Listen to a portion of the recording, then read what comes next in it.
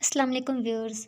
MGT 111 का आज 26वां lecture है पब्लिक फ़ाइनेंस के बारे में। यानी जिस तरह एक ऑर्गेनाइजेशन का फाइनेंस ये होता है कि उसमें इन्वेस्टर इन्वेस्ट कर लेते हैं, या फिर एक इंसान जो है वो खुद अपना बिजनेस शुरू करता है, यानी उसने कुछ इकट्ठा किया होता है और उसकी बुनियाद पे वो शुरू कर लेता है, या कुछ इन्वेस्टर उसमें इन्वेस्ट कर रहे होते हैं। इस तरीके से उसका फाइनेंशियल तरीका जो है वो चल रहा होता है।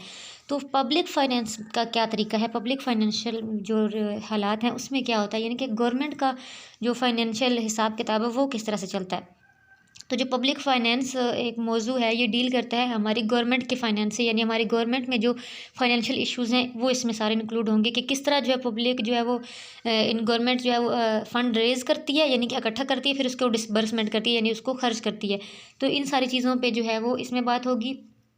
जो मसग्रेव है वो कहता है कि गवर्नमेंट सेक्टर जो है वो पब्लिक हाउस होल्ड कहलाता है, यानी कि जिस तरह एक घर को चलाने वाला एक होता है ना बड़ा सरबराह, तो गवर्नमेंट जो है वो एक मुल्क की सरबराह है।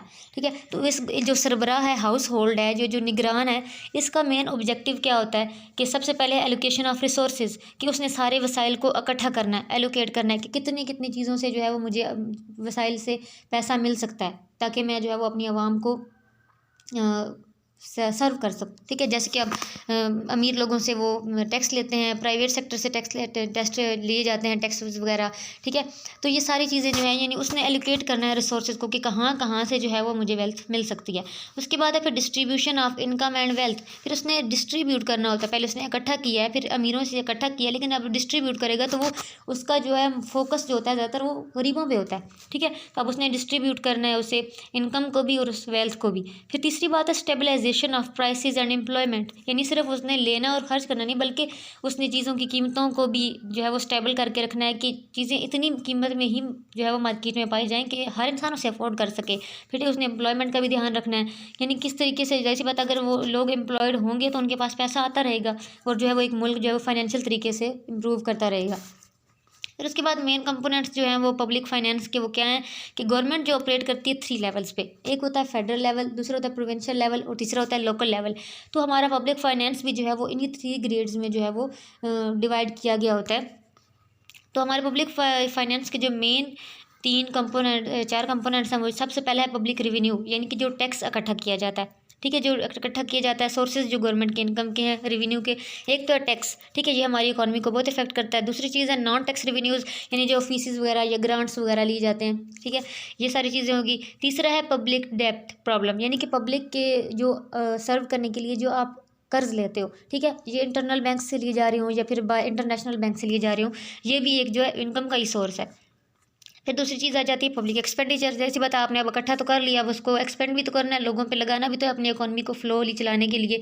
ठीक है, तो अब इसमें मेन चीज़ क्या होती है कि ऐसे उन्होंने इस तरह लगाना होता है कि वेलफेयर और पॉलिसीज़ बनाना उनकी मेन चीज़ होती है कि आपने अपनी आवाम को किस तरह से उन पर एक्सपेंड करोगे कि आपकी इकोनॉमी जो है वो इन फ्लो चलती रहे। ठीक है, तीसरी चीज़ है फाइनेंशियल एडमिनिस्ट्रेशन। फाइनेंशियल एडमिनिस्ट्रेशन जो है वो इसमें पब्लिक बजट उसको किस तरह अप्रूव करना है, उसको किस तरह इंप्लीमेंट करना है, सिस्टम को किस तरह कंट्रोल करना है, ऑडिट किस तरह करना है, ये सारी चीज़ें देखता है पब्लिक फाइनेंशियल एडमिनिस्ट्रेशन का सब्जेक्ट। ठीक है, यानी इसके बगैर पब्लिक फाइनेंस कंप्लीट नहीं हो सकती, यानी इन सारी चीज़ों को कंट्रोल जो है वो फाइनेंशियल एडमिनिस्ट्रेशन के अंदर है। फिर चौथी चीज़ है फेडरल फाइनेंस। फेडरल फाइनेंस यानी 3 लेवल जो गवर्नमेंट के हैं उनका होल है। ठीक है, यानी उनको मॉनिटर करना उनका होल है, यानी यही डिवाइड करता है फंक्शंस को, यही रिसोर्सेज को डिवाइड करता है, यही जो है वो गवर्नमेंट को इंटर रिलेट करता है, जो है फेडरल फाइनेंस। अब हम देखते हैं कि प्राइवेट और पब्लिक फाइनेंस की कुछ सिमिलरिटीज़ होती हैं, कुछ डिससिमिलरिटीज़ हैं, तो अब हम वो देखेंगे। अब पब्लिक फाइनेंस क्या है, गवर्नमेंट का जो फाइनेंस, और प्राइवेट फाइनेंस कोई भी हो सकता है। प्राइवेट फाइनेंस एक शॉप हो सकती है, एक हाउस होल्ड हो सकता है, एक फिर्म हो सकती है, एक कारखाना हो सकता है, एक ऑर्गेनाइजेशन हो सकती है, कुछ भी हो सकता है, यानी कि जो आपका अपना हो, यानी कि जो किसी एक इंसान का होता है, यानी जिसका गवर्नमेंट पे कोई इफेक्ट नहीं है। अगर वो लॉस कर रहा है तो वो उसका अपना लॉस है, अगर वो फ़ायदे में जा रहा है तो उसका अपना फ़ायदा है। तो ये हो गया प्राइवेट फाइनेंस। अब हम देखेंगे इनकी सिमिलरिटीज़ और डिससिमिलरिटीज़ को। तो सबसे पहले हम सिमिलरिटीज़ देख सकते हैं। सिमिलरिटीज़ दोनों में सबसे पहली बात तो यही है कि दोनों का मकसद एक ही होता है कि सर्विसेज या चीज़ें प्रोवाइड करना। ठीक है, सर्विसेज और चीज़ें प्रोवाइड करनी है और मनी अर्न करनी है। ठीक है, ये तो उन दोनों का ही होता है। और कभी ऐसा भी होता है कि आप चीज़ों के बदले चीज़ें एक्सचेंज कर रहे होते हैं, सर्विसेज के बदले सर्विसेज एक्सचेंज कर रहे होते हैं, कभी तो उसके बदले आपको मनी मिल रही होती है, कभी आप चीज़ें एक्सचेंज कर रहे होते हैं। तो ये तो एक जो है वो कॉमन फैक्टर हो गया। अब हम डिससिमिलरिटीज़ देखते हैं। डिससिमिलरिटीज़ में सबसे पहला जो है वो ये है कि एक प्राइवेट सेक्टर जो है वो बहुत ज़्यादा उसके पास वसाइल नहीं होते, लिमिटेड वसाइल होते हैं, ठीक है। एक इंसान के पास कितने इन्वेस्टर्स होंगे, 10 होंगे, 15 होंगे, 20 होंगे, और वो एक लिमिटेड वसाइल आपको दे रहे हैं, ठीक है। उसके पास लिमिटेड वसाइल होते हैं, और उसके अलावा अगर उसे कर्ज लेना हो तो वो लिमिटेड कर्ज लेता है, क्योंकि उसे देखना होता है कि फिर इसे उतारना भी मैं नहीं है, ठीक है। जबकि गवर्नमेंट सेक्टर में ऐसा नहीं होता। गवर्नमेंट सेक्टर में एक पूरे साल का जब बजट बनाया जाता है तो उसको चलाने के लिए जितने पैसे की ज़रूरत है तो अमूमन गवर्नमेंट इतना कर्ज ले लेती है जिससे वो दौरानिया पूरा भी नहीं कर पाते, जिसकी वजह से आज हमारे मुल्क में इतना कर्ज है। तो यार ये इतनी ज़्यादा चीज़ें जो है वो गवर्नमेंट से लेवल पे नहीं देखी जाती, प्राइवेट सेक्टर में ज़्यादा देखी जाती हैं। दूसरी चीज़ है कि जब गवर्नमेंट सेक्टर जब बोरो करता है, यानी कि जब उधार लेता है, तो उसके साथ उसे मतलब और भी चीज़ें जो लोन को पेड करने के जो इंटरेस्ट है सामने वाले के, यानी कि जो दे रहा है उसके भी काफ़ी ज़्यादा मफाद होते हैं उसके साथ जुड़े होते हैं, जैसे कॉन्ट्रैक्ट टाइप हुए होते हैं, तो वो भी सारे साइन वगैरह करने पड़ते हैं गवर्नमेंट को अपने लिहाज से, ठीक है। तो ये सारी चीज़ें जो हैं वो जबकि जैसे अब बैंकिंग वगैरह से है तो आप इतना उस कर्जा लोगे जितना जो है आप उसके गवर्नमेंट उसने अगर से कोई शराइत रखी है तो उसे पूरी करनी होगी आपको आगे से। तो ये सारी इसमें आएंगी। फिर उसके बाद है जो है वो लीगल टेंडर करेंसी जो है वो गवर्नमेंट इस वो भी क्रिएट करती है, ठीक है। यानी कि गवर्नमेंट की पावर है ये कि वो कितनी करेंसी सप्लाई करेगी, यानी हमारी करेंसी का रेट क्या होगा, हमारे जो है उसका पूरा कंट्रोल होता है हमारे सेंट्रल बैंक पे, और हमारी जो करेंसी है उसके ऊपर पूरा कंट्रोल होता है। जबकि प्राइवेट सेक्टर का तो नहीं होता। अगर पैसे की जो है वो रेट बढ़ रहा है, उसकी वैल्यू बढ़ रही है, तो उसका इम्पैक्ट उस पर होगा, घट रही है तो उसका इम्पैक्ट उस पर होगा, लेकिन वो उसके कंट्रोल में वो चीज़ नहीं होती, लेकिन गवर्नमेंट के कंट्रोल में होती है। उसके बाद बहुत बड़ा फ़र्क जो है वो एक प्राइवेट फाइनेंस जो होता है वो मार्केट प्रिंसिपल को फॉलो करता है, यानी वो ये देखता है कि मुझे इस हिसाब से चीज़ें बनानी है, उसकी कीमत रखनी है जो मार्केट में ट्रेंड चल रहा है, ठीक है। अगर एक चीज़ की बहुत मांग है तो मैंने वो बनानी है जिस तरीके से मांग है, यानी अगर कपड़ा आजकल रेशमी चल रहा है तो वो रेशमी, अगर वो मतलब कपड़े की फैक्ट्री है तो वो ऐसा रेशमी कपड़ा बनाएगी जिसका आजकल जो है वो ट्रेंड चल रहा है, जो उसे पता है, ठीक है।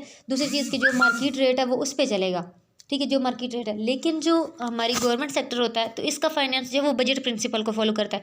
इससे इस चीज़ से फ़र्क नहीं पड़ता कि ट्रेंड क्या चल रहा है, मार्केट में रेट क्या चल रहा है, इसने अपना बजट देखना होता है और अपने बजट के लिहाज से इसने जो है वो चीज़ों को मैनेज करना होता है।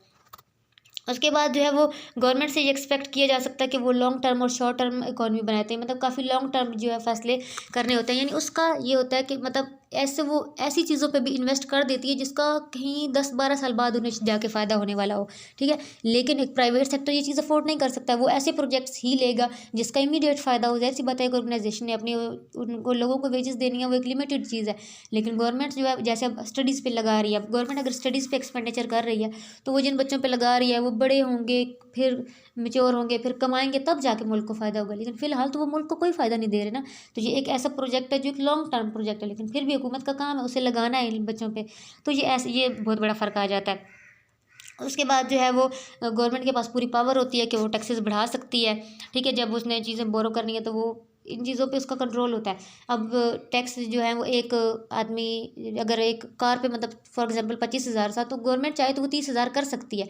लेकिन जो है वो एक प्राइवेट सेक्टर का जो इंसान है, अगर उसे उसके इन्वेस्टर 20,000 दे रहे हैं तो वो ये नहीं कह सकता कि आप 25,000 इन्वेस्ट करें, ऐसा नहीं हो सकता, ठीक है। तो ये भी एक फ़र्क होता है।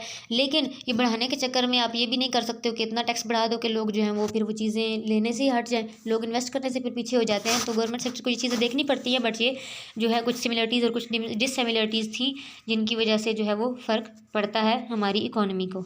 तो व्यूअर्स, ये था हमारा आज का लेक्चर। उम्मीद करती हूँ कि आपको समझ में आ गया होगा। अगर किसी का कोई कन्फ्यूजन हो, कोई सवाल हो तो आप कमेंट बॉक्स में पूछ सकते हैं।